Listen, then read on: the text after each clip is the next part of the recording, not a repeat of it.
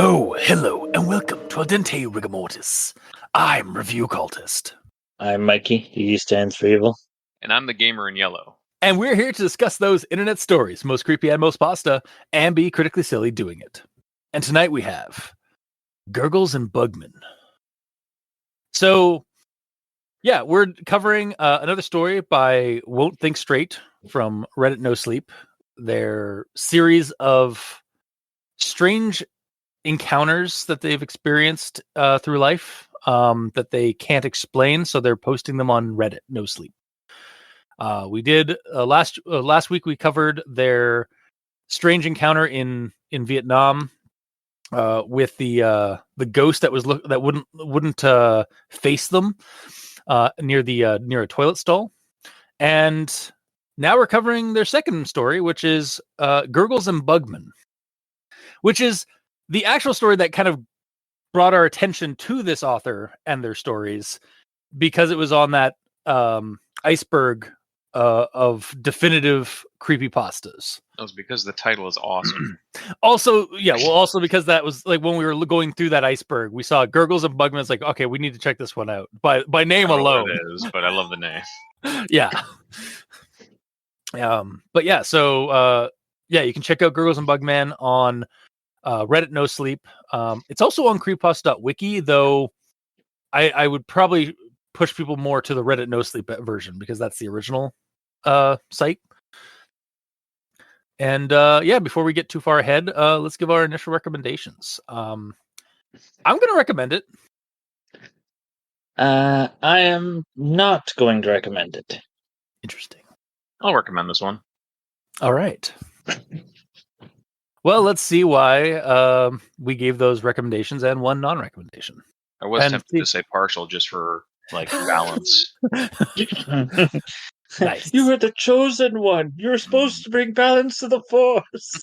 Not send it to ruin. Supposed to bring balance to the recommendations.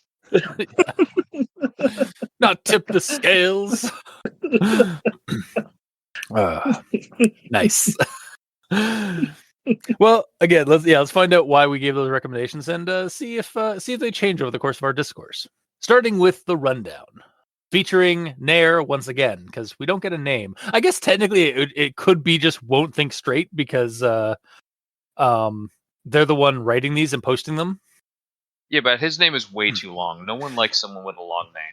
I know, yeah. Like somebody with a long name, like that's basically like the equivalent of like a Reddit NoSleep story in itself, and it's just deplorable. Right. Right? The gamer in yellow? Yeah, the has to be there, of course. I like to abbreviate it down to Tiggy. See, I always just use like guy because it's like GIY. Yeah. The T is silent. Yeah. To guy. But yeah, on to the continuing with the rundown here. So Nair has another story to tell. This time, one brought forth to his memories after speaking with his parents. You see, when he was 5, his family wasn't very well off. So rather than go to friends' places after school, he mostly stayed at home and played with things in his room, including a little old TV on his shelf. We're talking like very small black and white wood vinyl trim with a channel dial on the side of it and an antenna attached.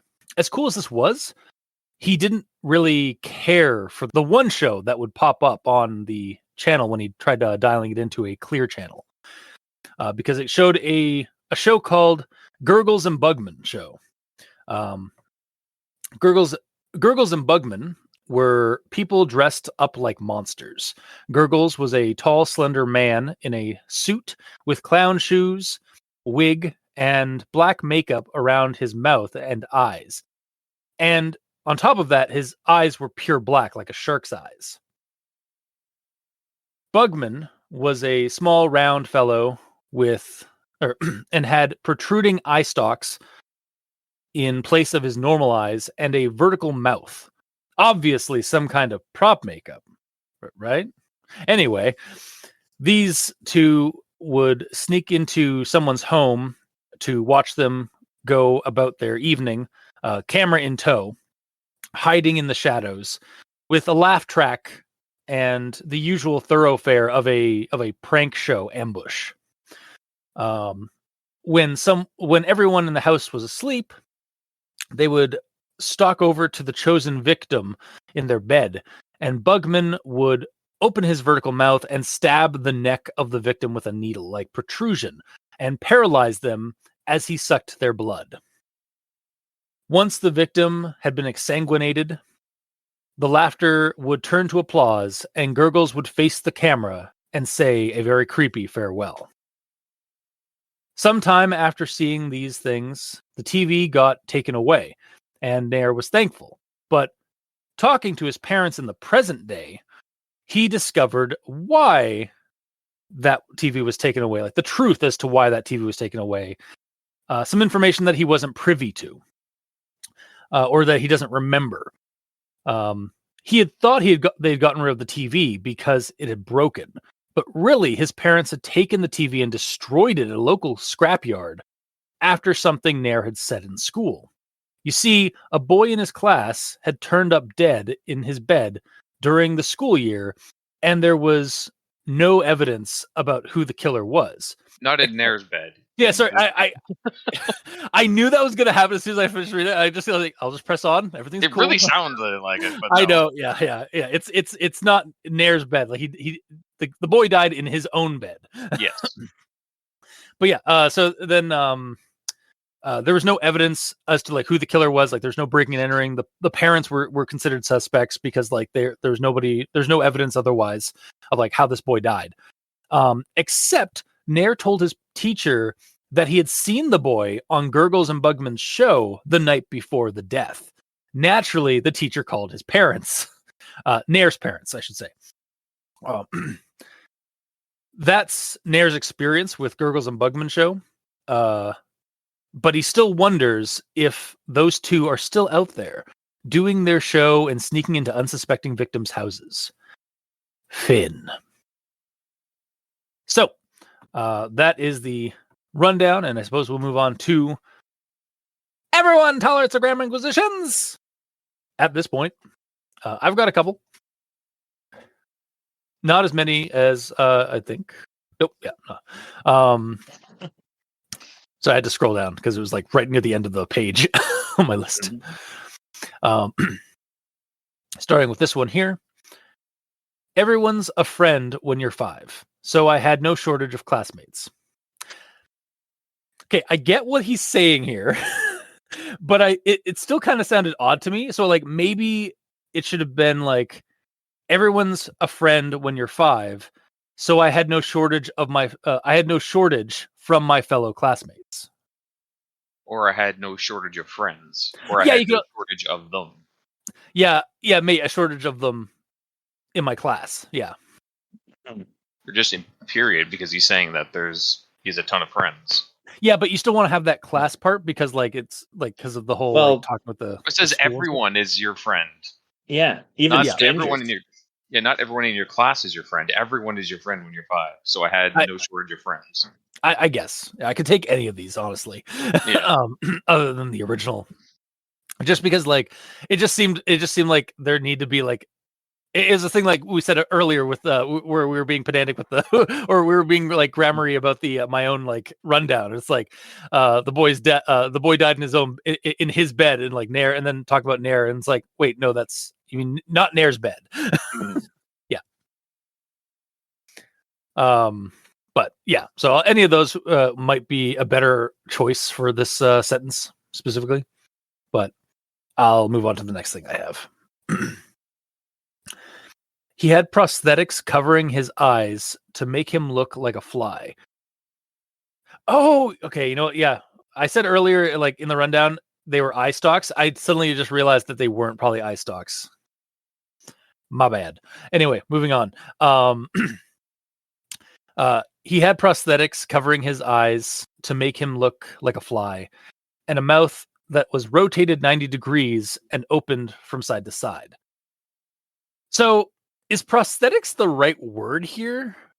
Or like, should it be like goggles or something? Or like some kind of like, I don't know, like cosmetic prop rather than prosthetic? Yeah, they're a lot more like goggles. But Yeah, they're not connected, I'm assuming, like goggles. Yeah, well, so that's why I said like, or maybe like cosmetic makeup or something like that, or like some kind of like makeup props or something like that. Which is prosthetics. Is that actually, because like that's what I'm having. I'm obviously like, maybe I'm just like, because for me prosthetics is so hammered into like a prosthesis for like a severed limb or something like that. Yeah. So like, It's a permanent addition to the body. Yeah. Which is what Yeah. these eye covers might be. Okay. Or he's just assuming they're prosthetics, but they're actually his eyes because he's a Bugman. Well, yeah, that's obviously like, I think that's actually what the I like how I said obviously. It was like, I think that is actually what is like we're going here for, or what's happening here is like the kid thinks it must be makeup, right? Mm-hmm. Right? Mm-hmm. not that he has a vertical mouth or like not that he's an actual monster. But yeah, I was just having like some problem with that with prosthetic, but I mean, yeah, I guess you're right. It could prosthetic might still be the right word for it. Mm-hmm.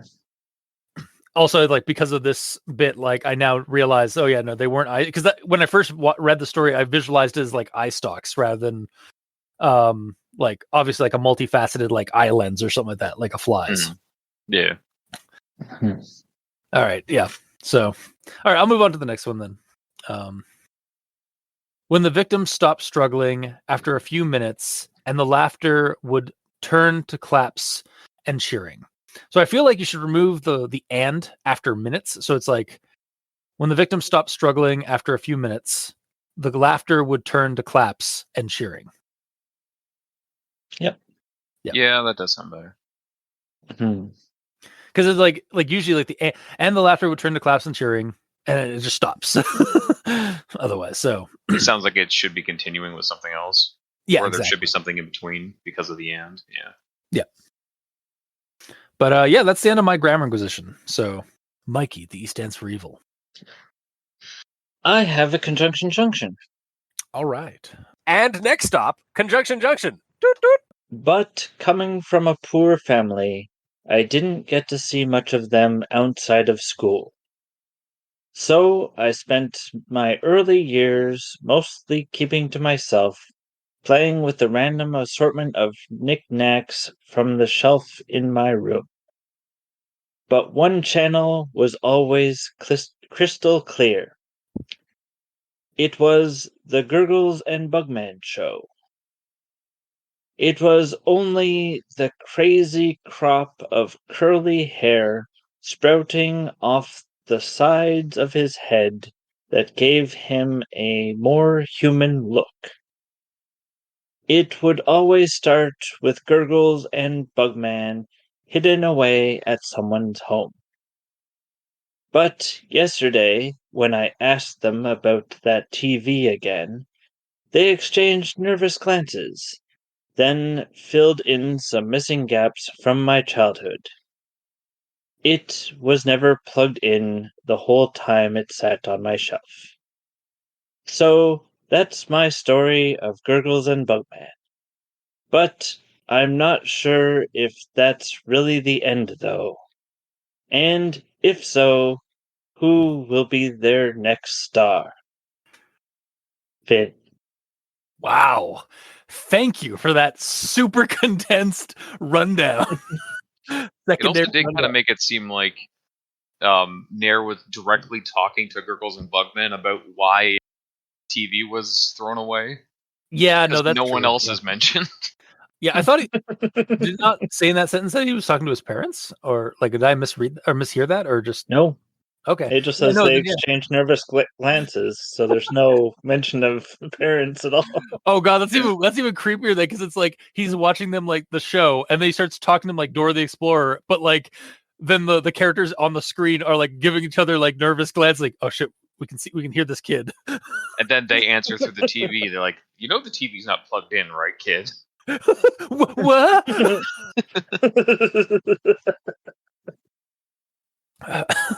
That is awesome.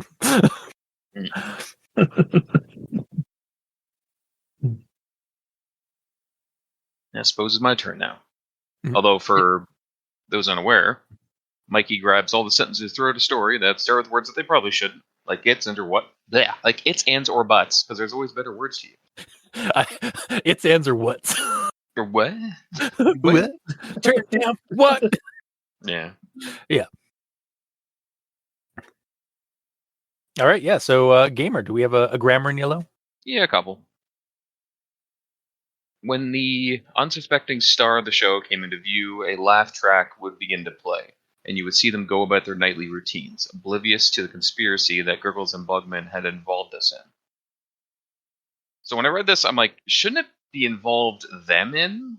Like, us, the viewer, is very loosely involved just because we're watching, but I feel like the random person is the one that's directly involved. Yeah. So I feel like that should be them. Mm-hmm. Yeah, you're right. And then this one, I just didn't like the way it sounded. The closer they got, the louder and more laughter from the soundtrack. Like, personally, I feel like it would sound better if it's like, the closer they got, the louder and more intense the soundtrack got. Or the louder, more intense the laughs from the soundtrack got. Yeah. It sounds weird. I don't know exactly why, but it does. Well, a laugh track is like the term for like that, like pre-recorded laughter in like shows and stuff. But yeah, I think it got louder and more intense. I think is a good way for it. But that one's a nitpick probably, and that's also all I got for grammar. Okay, well then we should move on to actual thoughts. Gonna start with this one here. And a lot of this is some of this is like, again, I'm like writing this down in the moment. But and I do have like an update, I think, for this one. But yeah, so reading this part, I got this in this quote. One particular item on the shelf was a small old-fashioned TV set, a wooden veneer box about 2 feet wide by a foot tall. It had a curved glass screen that took up half of the front panel. Besides the screen was a large chrome dial used to switch channels. At the top sat an antenna formed by 2 terribly twisted wires. This is going to turn into Candle Cove, isn't it? Nair's just going to be watching static for 30 minutes. That, or a guy in a bear costume is going to be on the screen with a really grainy feed. I had the exact same thought, just backwards. I thought of Mr. Bear first. Yeah, and then we cut over to my update as I kept reading, I read them the following, like a little bit later down. The camera angles would change as Gurgles and Bugman shifted their hiding place from the dark corners of a room to the cupboards, to the ceiling, or under the furniture, all the while looking back at you and winking. The closer they got, the louder and more laughter from the soundtrack. Oh, okay, the louder and more intense the laugh track, I think definitely would have been better. Yeah. Sorry, yeah. So this whole story starts off for me with a very similar vibe to like Candle Cove or 1999. But I think the actual show presented on the TV screen here really makes this stand out from those ones, because like it is a uniquely creepy thing with these characters and their actions. Like it's not just like a strange show with like puppets and stuff like that and like weird like screaming and stuff, and it's not just a weird guy in his home like trying to make a TV show. It's 2 beings, either men with makeup or monsters, supernaturally sometimes seemingly stalking into somebody's home and doing a prank show. But like they're also like probably vampires. So it's like it still fits the bill of like that, like the haunted or creepy like pirate channel on a TV. that like 1999 and Candle Cove and other creepypastas kind of fit into, but then it does its own thing with that, with the prank show and the way the way these characters are made up to be, and also like their actions on the prank show. So I was like, at first I was worried that we were gonna just kind of get like a story that was kind of just like using what had come before. But we get, for me, this story kind of goes into like a way of like, we're following the same kind of tropes and genre of those creepypastas that from past creepypastas, but they're definitely doing their own thing with it, which is what I really liked about this. Mm-hmm. So yeah, the update from my previous thing is like, this is gonna be Candle Cove or Candle Cove Incident all over again, or a 1999 thing. It's like yes and no, because like yes, it's the same kind of genre, but no, they do their own thing. It's not going to be exactly the same. So it almost felt like it's like a dark TV show from like the Monsters Inc. universe, where like the monsters are like going out and farming scares, but they also kill people. See, you're thinking Monsters Inc. I'm thinking real monsters, like the Nickelodeon show where it's like where it's like monsters who are like learning to be monsters, and like they even like they hop into a projector, like plug themselves into a projector and like project like their scares and like a prank attacks on people through their eyes, like to basically like project their video, like the thing. So I kind of got that from this as well. Yeah, but I Monster Inc. like, but like darker. Yeah, is also a pretty good thing for And actually, speaking of like the monsters themselves, let's just dive into this next quote and comment I have. Gurgles was a clown, but not a common one. He wore a thin black suit that draped his tall, skinny body with a matching tie and oversized novelty clown shoes to complete his distinctive outfit. His pupils were completely black, like polished ebony marbles, with no trace of white around them. Black face paint around those eyes and across his cheeks and mouth made him look like a manic grinning skeleton. It was only the crazy crop of curly hair sprouting off the sides of his head that gave him a more human look. Thanks! I hate Slenderman's demonic business clown cousin. In a good way. He's honestly like worse like, better in that he's worse. Yeah. Like for me specifically, who had a childhood fear of clowns, you add Slenderman and then made him a clown. You just basically added two creepy things together. Mm-hmm. And it meshes so well to me. Slenderman, clowns together. Exactly. Yeah. Slenderman's demonic business clown cousin. Mm-hmm. What would that be? What would his name be called? Like, I guess it's Gurgles. Yeah. Actually. Yeah. But I'll move. I kind of wish that like Gurgles, like it had described when like he's like pointing to the camera, like, and like doing like the shushing sound and stuff like that.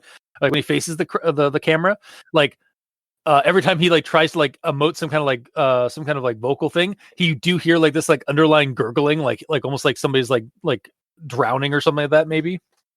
Yeah, that would be cool because there's no like connection to him being called Gurgles. Yeah, At least we know why Bugman's called Bugman.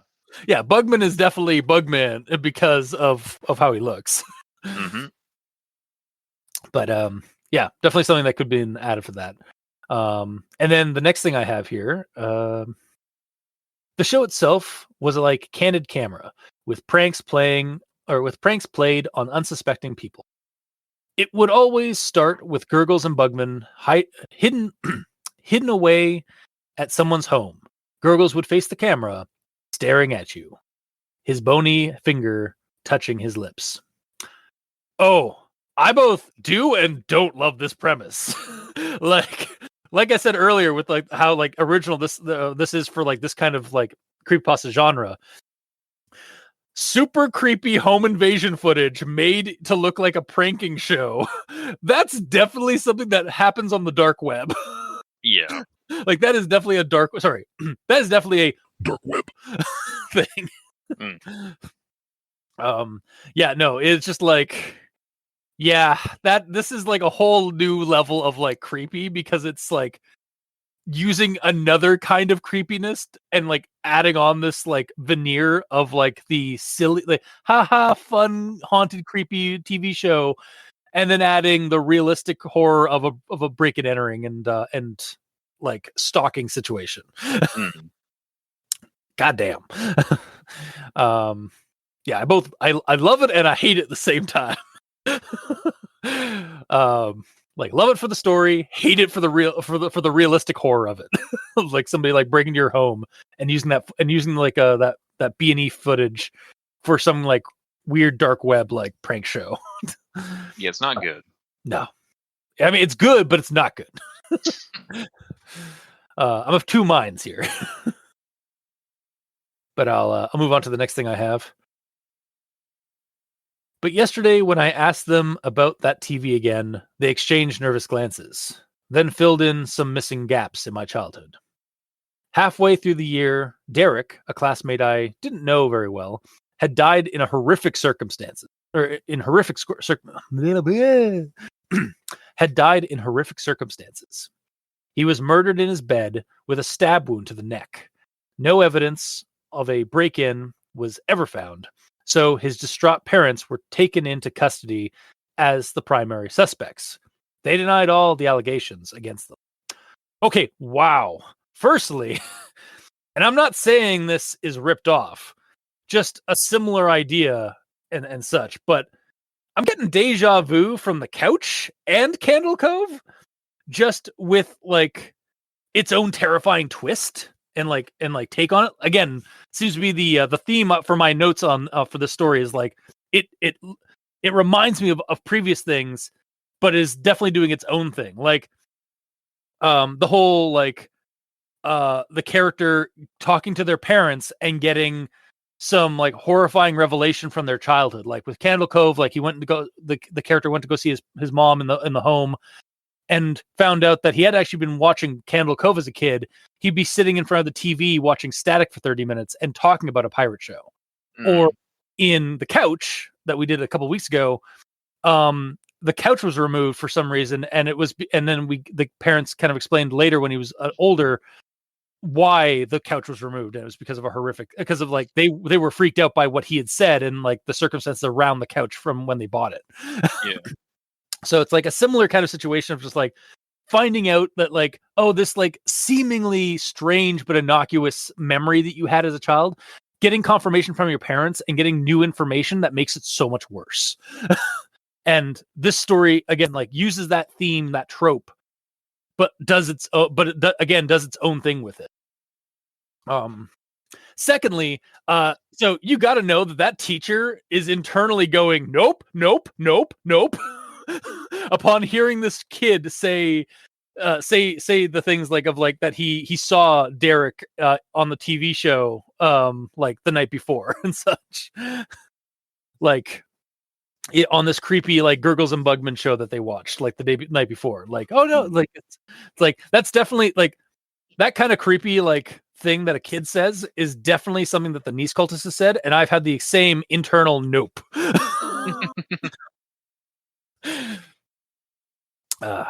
But yeah, then I'll move on to the next thing, which is kind of a natural progression of the teacher finding out about this stuff. At the time, Mrs. Nolan, my teacher, told our class I'd apparently explained to her that Derek couldn't be dead because I saw him and his family on the Gurgles and Bugman show the day before. When Mrs. Nolan mentioned to my parents what I had said, they had immediately taken the TV from my room, driven it to the junkyard, and had it burned to nothing but ash and molten metal. That TV was in my room because it had always been broken. It was never plugged in the whole time it sat on my shelf. Whatever I saw on that screen, it wasn't from a channel, or it wasn't from a station. I was gonna say, as I was reading this part, why didn't they take it to the police? Then I kept reading and got to the part where like it wasn't like turned on and like it had been broken. So how could they have ever like how could Nair had watched that? So it's like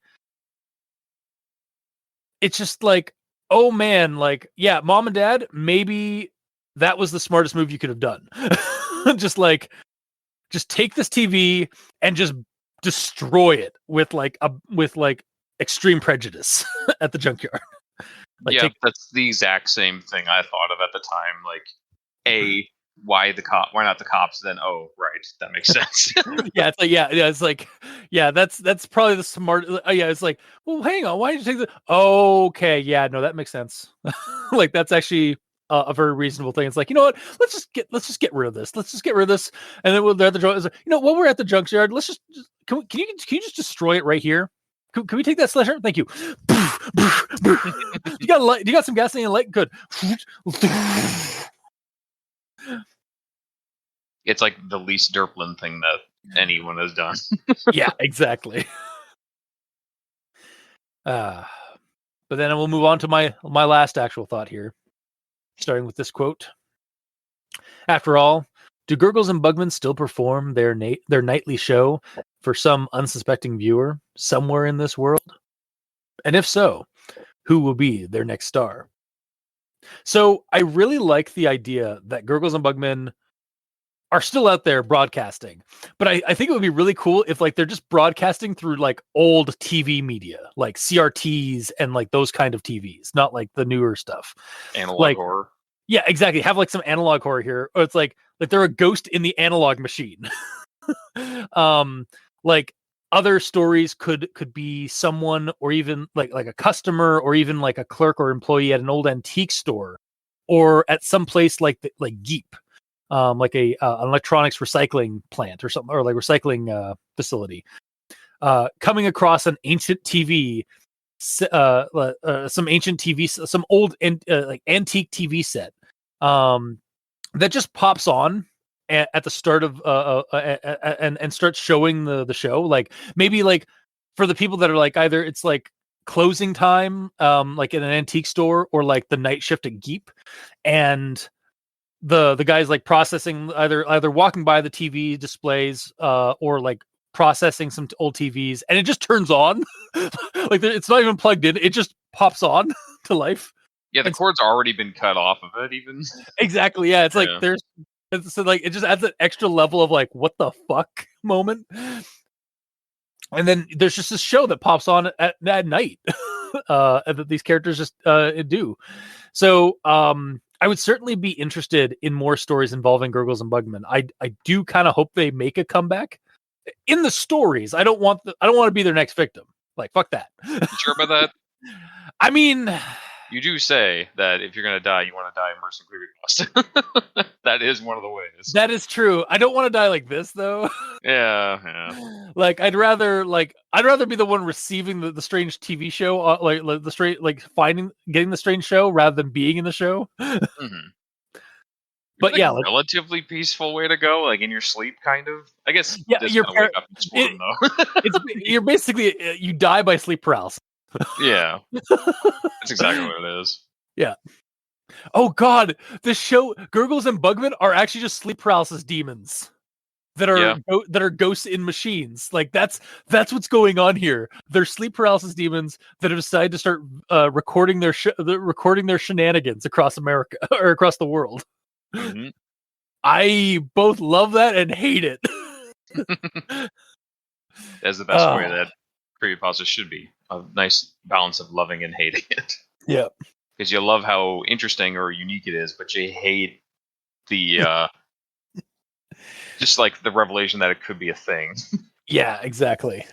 But yeah, that's the end of my actual thoughts. Mikey, the E stands for evil. All right. So I'll start at the end-ish. That TV was in my room because it had always been broken. My issue with this is why did the parents hold on to a broken TV if it's broken? The story actually does address this. His parents, because they're poor, and so that they also had like hoarder kind of mentality. They did just keep shit. Yeah, but my Mickey, problem is that it. I have 2 Xbox 360s with red rings. I still have them. I don't know why they're broken. Yeah. I still have them in the box. Like, you're right, Mikey. Why do they still have this? But like, yeah, like you're right. It makes sense because like, why would they have this? But at the same time, the story does kind of give us a plausible explanation. Like, hoarders are a thing, and they do irrational like keeping of things, even if it's junk. Mm-hmm. But then again, why keep it in the kids' room? Probably the only place they had room for it. Yeah, we don't know how like stuffed their house is full of junk. Yeah, and then like the next example, line. The dining room table is in my room, laid up against the wall, because like we need to like renovate and fix the actual dining room floor so we can't have too much stuff in there. So I've seen weirder shit than a broken TV in a kid's room. Yeah. Okay. So then the next sentence, it was never plugged in the whole time it sat on my shelf. I feel like a kid with an inquisitive mind would have plugged it in. Maybe he thought it was already plugged possible. in because it was behind the TV. Like he never saw the wire, or he saw the part of the wire, but never saw the end of it. Also, You're he's right, like, though. I feel like he would plug it in.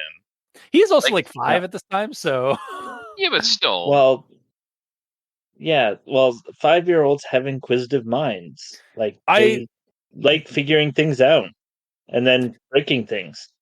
I would also like to point out, actually, my evidence to the contrary is the niece cultist at 5.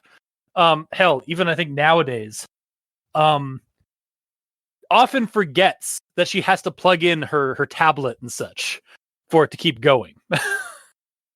Yeah, but we also live in the wireless age. This is in an age where everything was plugged in.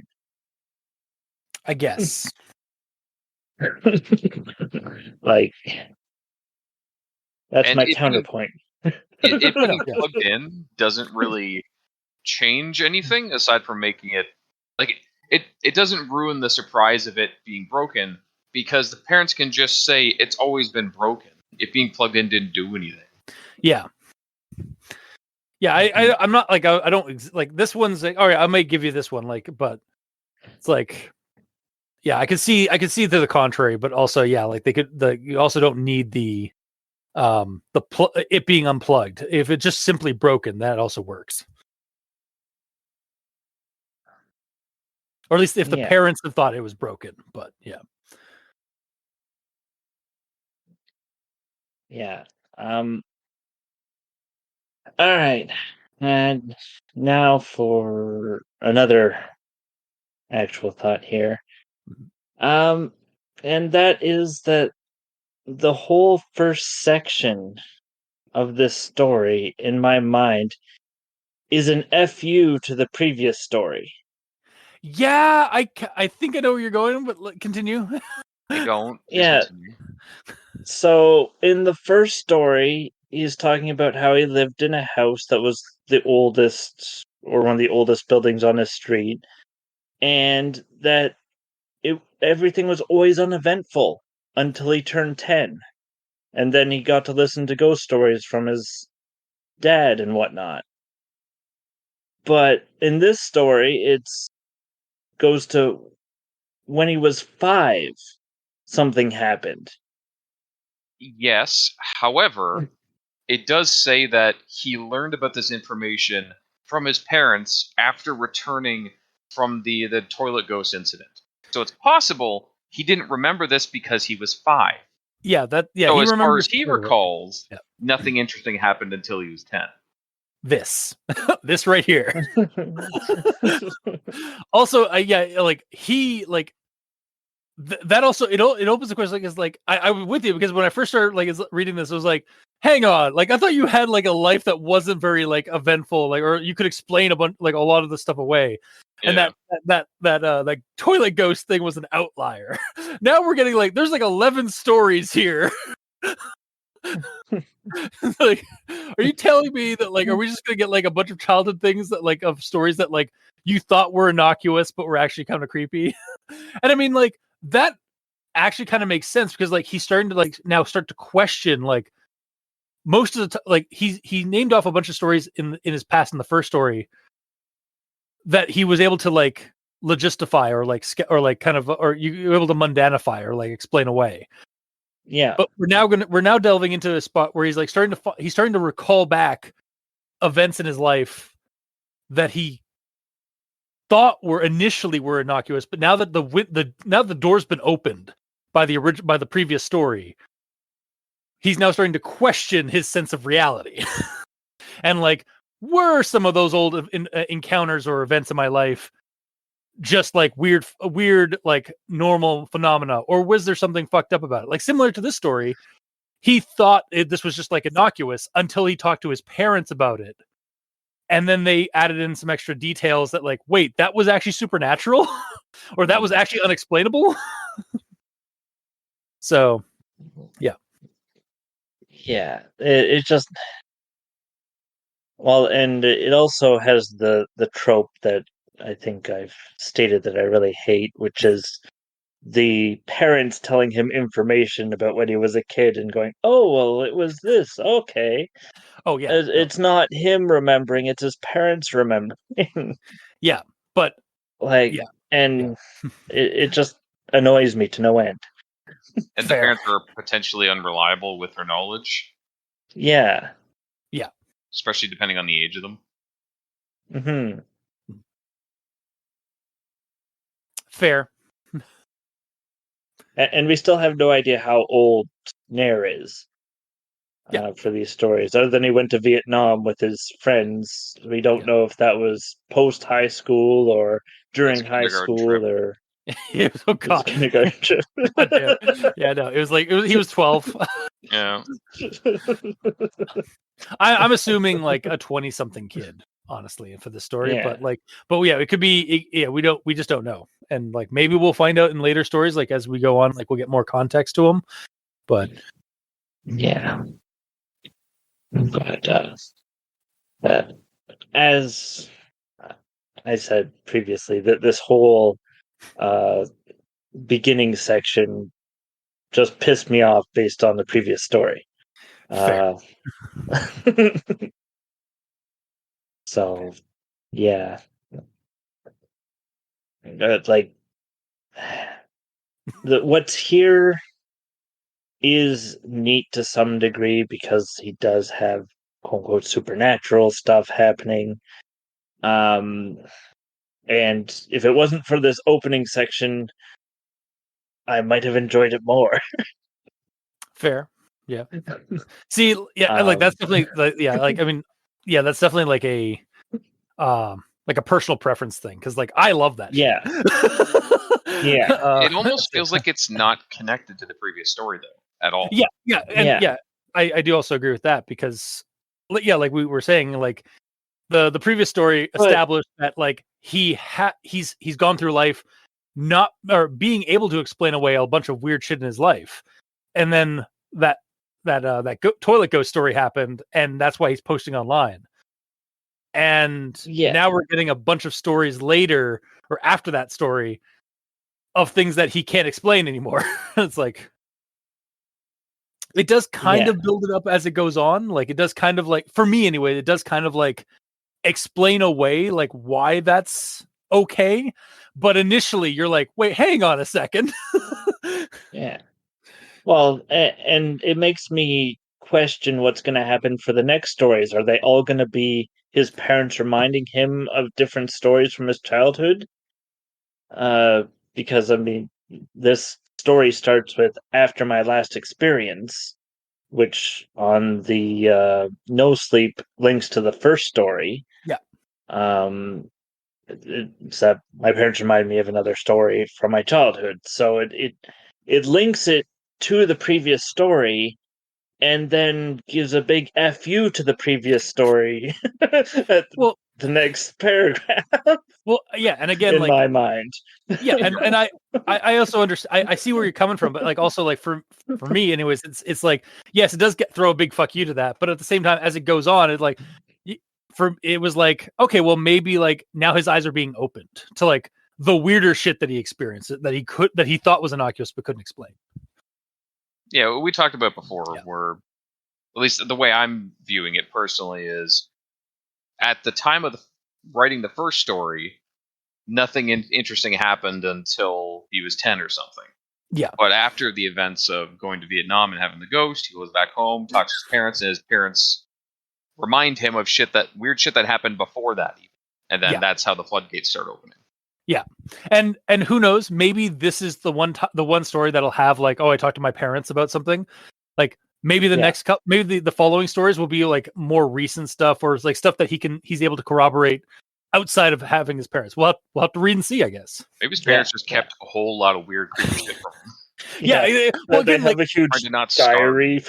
It kind of makes me wonder now. Like, are we going to get a story that explains more of the truth about like the house that they lived in was supposedly like haunted by all the neighbors and stuff like that? It's like, or like so it's like, are we going to in fact get an instance of like one of these stories where he gets a bomb dropped on him, like an info bomb dropped on him, that his house was actually haunted? Yeah. And that those few times that he was able to remember like the one with the bed, like the weird he was like hearing a sound or something on his bed, like moaning and rasping and stuff like that. He just had to close the window. Yeah, is that actually going to be a mundane thing, or are we going to get a story where that is revealed to be like the haunting of his house kind of story? Mm-hmm. But again, I guess we'll have to wait and see. Mm-hmm. Yeah. But and like closing the window can still fix that problem, because it could just be the monster or whatever is outside his room. Oh God, it's like night. It's like in Salem's Lot, where like where the vampire child is like outside the his best friend's window. It's just like, let me in. And meanwhile, he's like floating like on from the second floor. Mm-hmm. I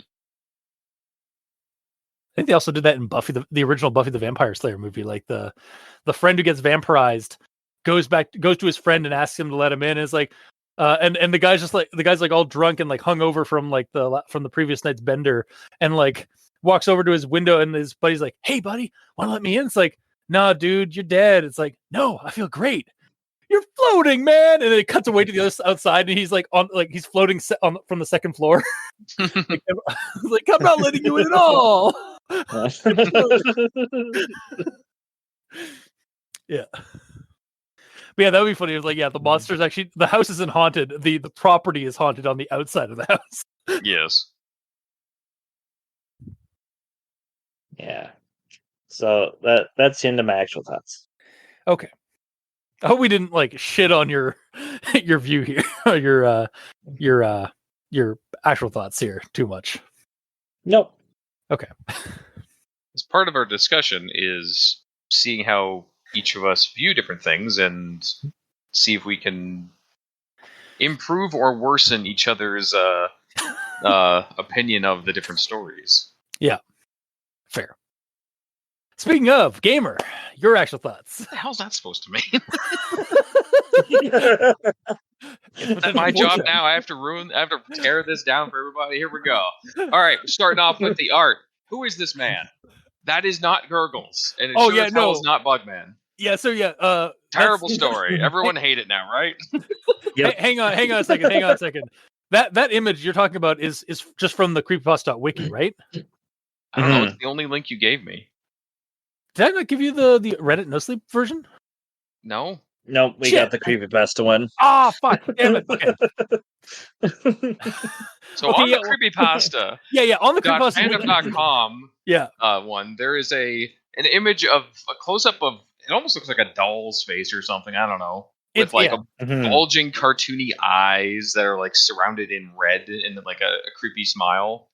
and like a huge black afro, honestly, that goes off panel. Yeah. Which is not Gurgles at all. No, it's not Gurgles. It's not Bugman.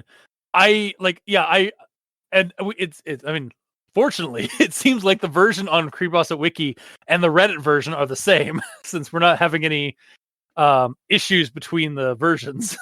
Mm-hmm. But yeah, I remember because that was the one that we originally linked to when we first found out about Gurgles and Bugman. But then clicking on the link, it brought me to the Reddit NoSleep that revealed that like this is part of a bigger thing. Yeah. So on the Creepypasta Wiki site, yeah, I agree. I've seen that image before as like nightmare fuel photos and like photoshops and stuff like that. And I thought, oh, this is where that photo comes from. Except it has nothing to fucking do with this fucking story. Yeah, because I saw that image and I'm like, okay, who's this character going to be? And it starts describing Gurgles as this thin man in a suit. I'm like, oh, okay, that's probably him. And then it's like his eyes are pure black. It's like, okay, yeah, he's got black pupils with no white around them at all. Okay, never mind then. Maybe he's just a little off. He still has to have red around his eyes, right? With black around his eyes. It's like, okay. Yeah, and his hair is like clown, colorful hair. It's like, and then you go to Bugman. It's like, oh, maybe it's Bugman. And then it's like, it's like he's got like like eyes like that of an insect, and like and a slit mouth, like a vertical slit mouth. It was like, okay, that's not Bugman at all. Maybe this is Nair. That's who it is. Well, now we have a visual. Or even worse, maybe this is what was the kid that died? Dylan. Dylan, you son of a bitch. Shit, what was Derek? That? Derek. Yeah, I think you're right. Yeah, Derek. Derek. It's Yeah. Derek. Yeah, it was Derek. That's actually Derek. That's actually the photo on the from the obituary. Wow. That's just the way he looked after getting exsanguinated. Yeah. Oh god, that's terrifying. Yeah. With how cool Gurgles is, and Bugman, honestly, to an extent. I guess both of them. Yeah. Considering how well they're described, like when it was describing them, it painted a very vivid picture in my head. Yeah. It deserves proper art, honestly. Legitimately, I want to draw. I'm like, I think this, like, after we're done recording and stuff like that, I may actually sit down and draw up Gurgles and Bugman. Hell yeah. And then like post online, because like that is like legitimately. I offer it up to creepypasta.com. I mean, like, do you want like to actually have like a like? I mean, I'm fine doing fan art and stuff like that, but do you actually want to have a preview, like a visual preview of what Gurgles and Bugman look like? Oh yeah, true. Before you read the story, because like sometimes that ruins the story. It does. You're right. Like maybe if it was at the bottom of the page. Maybe, I don't know. But yeah, like legitimate, like I 100% agree with you. Like Gurgles specifically, like is 100% one of my nightmare demons. Bugman is just like, you know what Bugman is? What's that? Bugman is Danny DeVito dressed up as the Fly. You're not wrong. But like, you know, but like it's like this is actually Gurgles and Bugman is actually like a lost episode of Always Sunny in Philadelphia. Mm-hmm. It's just what's the guy's name? Day or something Day. The one actor that's like usually like usually helping Dan DeVito's character. The only one with last name Day is like Charlie, I think. Yeah, Charlie. Yeah, it's Charlie Day as Gurgles, or the taller, or like the tallest of the cast as Gurgles, and then it's just Danny DeVito as Bugman. Yeah, sounds about right. But yeah, no, like legit, like I love the descriptions of these characters because like they are so cool and creepy. Mm-hmm. And like, and even like later on, I think in the story, it even says that like Gurgles has like sharp teeth, right? Probably, like when he's mugging the camera, basically, like like Ernest. Yeah. So you know what? Gurgles is basically one of the 28 days. No, not 28 days later. The 30 Days of Night vampires, because they are basically sharks. Like they are human sharks because they have like pure black like eyes, like a shark's eyes, and they don't have fangs. They have just rows of sharp teeth. Wow. So yeah, like that's what these are. Like that's what Gurgles is at least. And then Bugman is just a horrible mutation. Mm-hmm. Also, it's interesting you're bringing up humanoids with shark teeth. Very recently, Really? 1 day ago, Game Grumps reviewed a game called Greg's Deadly Draft, where there is a shark mascot for a football team that's evil and converting the other people on the football team into shark people with shark teeth. Nice. Connective tissues time. Yeah, we got one in. Yeah. We got him. Mm-hmm. Nice. Yeah, that's the end of my note on the art, I guess. Yeah, yeah. That's how we got here. Holy shit. Yeah. 100% agree. Like on your side. It either on needs that. no art or accurate art, maybe down at around when it's saying what they look like, or at the end of the story or something. Yeah. Oh god. So I might even do what I might do is I might comp it and like make a like the Gurgles and Bugman show and like have it like all like on a staticky like old school TV like screen. Like an intro. Yeah, exactly. Intro like, splash screen. Yeah. Mm-hmm. Maybe look at like see what the font and like logo is for Impractical Jokers or Candid Camera. Yeah. That'd be fun. Yeah. We'll see if that makes it out into internet land. Prior or after this episode gets launched. But yeah. So look for that internet. Yeah. Anyway, moving on. Yeah. So the start of the story happens, and it says, after my last experience, my parents reminded me of another story from my childhood. So I sure hope this is me in the moment. I sure hope that bringing up this past trauma for Nair would have a purpose here. Because, like, if Nair is currently trying to deal with the paranoia of being stalked and killed by a ghost from the previous story, I don't think scaring him more will help his parents. Otherwise, this is bad parenting 101, basically. Yeah. and it, as of reading the entire story, no, they don't explain why parents decided to re-scar their child, tearing off that band-aid. Yeah, I mean, maybe they did it inadvertently. It was like, hey, remember that? Like, no, yeah. How did that conversation go? Actually, no, think about it. Yeah, their kid just gets back from Nam. He's like, I've seen some shit. Okay, every time I gotta say it now because it's like it's hit the tipping point. Every time you said like he comes back from Vietnam or not, like you immediately switch it. Like, it's like from that hiking trip. But like every time you say like every time he comes back from Vietnam, I immediately think that he's a Vietnam veteran. Like, yeah, from his the dad's Vietnam like, War. I know, son. Yeah, I was in Nam. Yeah, but no.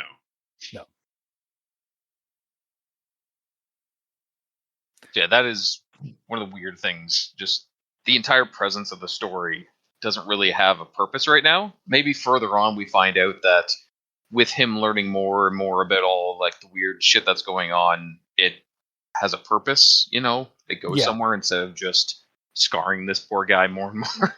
Yeah, by the end of the series, he's just going to be like in a insane asylum, like report, like posting his last video before he goes in, as he's just curls up into a ball and just cries. Yeah, fair. But Waiting the amount of shit that's going to happen to this guy, yeah. Yeah, we got 9 more stories based off of this. So. Yeah, we don't know this guy's like entire childhood and upbringing, basically. Yeah.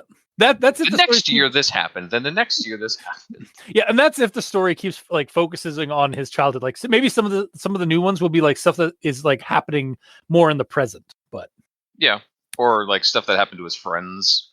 Yeah, like we've already had one of his acquaintances die. Yeah, when he was 5. So like that's again. That's not really a friend or an acquaintance. That's just like a kid he went to school with. Hey, now you're a rock star. Get your game on, gamer. Yeah. He says when you're 5, everyone's your friend, which means Derek was his friend. And you know what they say at Olive Garden? When you're here, you're family. Yeah. Oh God. It's just Dom. No. Dom's just like sitting in Olive Garden. I'm sorry. The tangent police are like. I can hear the sirens outside the door. I'm sorry. Slight Hello? tangent before they kick the door down. I wonder if anyone has done like a splice of like Dom from Gears of War doing Oh, God Dom damn it. from Yeah, from Fast Yeah. and Furious. Is Dom's the one? Quick aside. Is Dom the one that like that's like Marcus's friend, like his Yes. best friend? Oh my God! Because like in Gears 2, He's he's always riding. talking about his family. He's always talking about his family, and he is the one that drives a vehicle into the fuel station. Yep. It's like, there's there's a lot of strange parallels between Dom from Gears and Dom from Fast and Furious. Just a Dom thing. Yeah. Also, I definitely thought you were gonna say, like, I wonder if there's like been splices of like adding Dom from Fast and Furious into Olive Garden ads. Oh, that is 100% happened. I'm sure. Yeah, that has got to be a thing. Yeah. Like, If not, shame on you, internet, if that hasn't happened yet. Exactly. Like, if that's not a thing, I'm not mad, internet. I'm just disappointed. Yeah. Tangent over. Yes. Notes also over, honestly. Oh, really? Yeah, because you guys basically got all of my other ones where I chimed in enough to talk about them already. Fair. All right. Well, I suppose we'll move on to final thoughts then.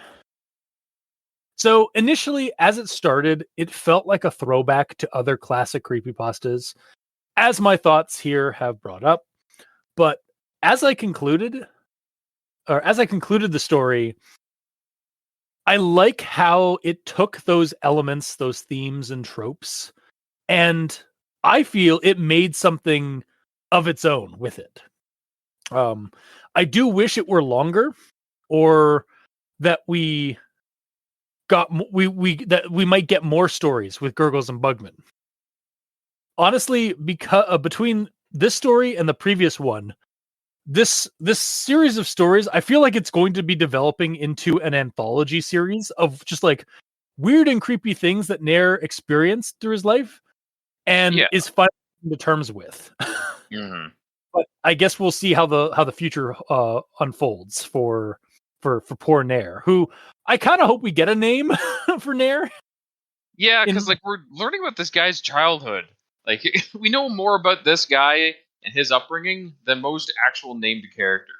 Yeah, and I mean, anonymity in creepypastas is nothing new. It's practically a trope in itself. Yeah, but most of the time they do that so you can self-insert yourself as the character.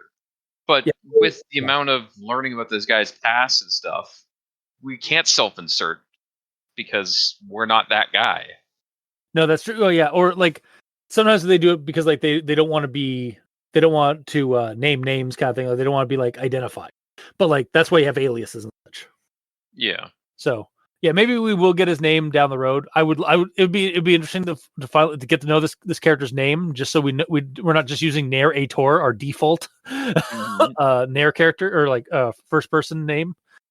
Technically, the character of Nair, quote unquote, has experienced more shit than any creepypasta protagonist ever. Yeah.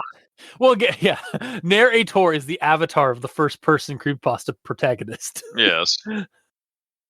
But it's actually a mantle.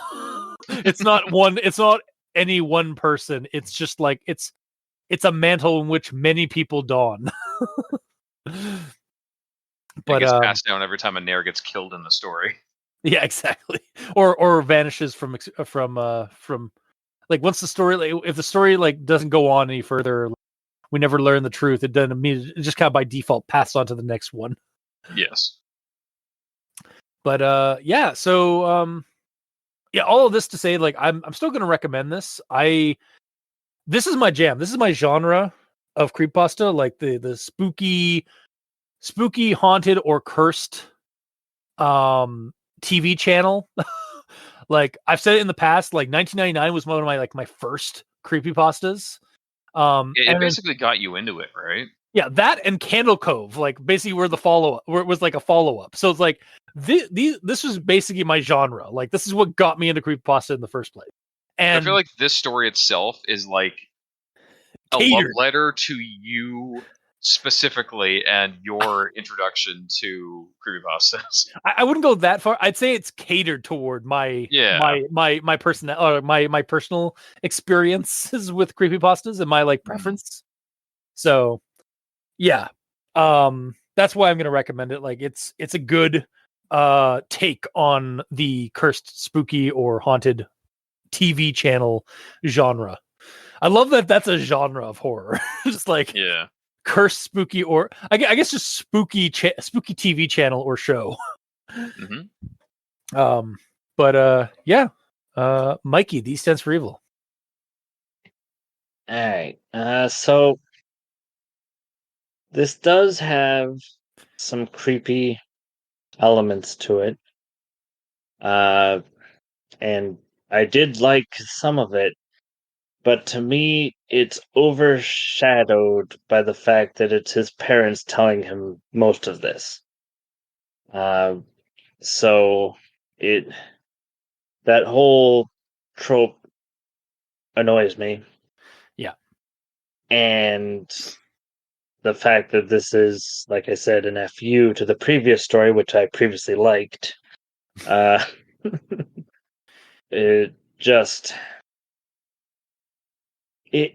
it came out of the gate swinging at me hating it. So to quote Benny from New Vegas, the game was rigged from the start. Yeah. So, I'm not going to deny that there is some creepy things in this, but it's from an unreliable narrator, which is the narrator's parents. But depending on how mind. old Nair is and how old the parents are, they might be more reliable than you think. Yeah. I don't know. But we don't know. Yeah. Yeah. So because of this, I'm still not going to recommend it, and I hope that the next stories don't piss me off from the get-go. I suppose we'll have to wait and see. Mm-hmm. And Gamer. For me, it was a nice combo of a couple creepypastas that we've always spoke fondly of. Personally, didn't see the twist coming because I immediately connected it to being a Mr. Bear like story. Yeah. But I was pleasantly surprised with the twist. There wasn't too much in the way of derpness in regards to this story. It was a short, easy read. There's a fake out derpness for a second. We thought it was gonna be derpy, and then no, that's actually pretty reasonable. Yes. I was ready with the derp stamp, ready to go. Derp. It's oh no, I'm watching you. I just now love print off a creepypasta and then just have a big old stamp that just says derp. Yeah. We need to do that. We need to have we need to have a derp stamp made. Mm-hmm. I have to do that. God damn it. But yeah, there's very little wrong with it grammatically. It was an easy to read story. However, the entire purpose of the story being told to us is strange to me, as it has no real connection to the previous events aside from him just saying after my last experience. Yeah, we'll have to see how they if this is just going to be an anthology of just things that they experience but they have no connection to each other, or if there's going to be some kind of tying connective tissue, as it were.